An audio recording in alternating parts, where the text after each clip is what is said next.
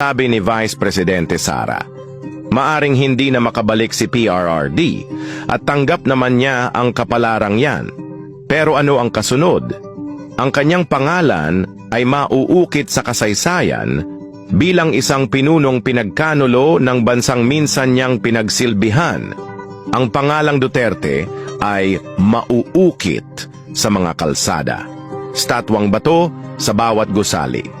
Sa tingin ng kanyang mga kaaway, ang kanyang huling hininga ay tagumpay nila. Sa hinaharap maraming gaya niya ang mauupo sa gobyerno. Kahit patayin nila ang isang Rodrigo Duterte, ang kanyang legasiya ay mabubuhay sa bawat anibersaryo ng kanyang kamatayan. Ang kanyang pangalan ay magmimistulang bangungot sa lahat ng tumraydor sa kanya.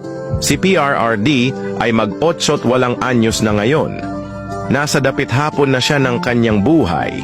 Sabi nga niya, I have nothing to lose. Ang pangalang Duterte ay magiging immortal sa mundo ng politika sa Pilipinas dahil kukwento pa rin siya sa mga bagong henerasyon. Gaya ng isang matanda na nagkukuwento sa kanyang mga apo kung ano ang nangyari sa nakaraan.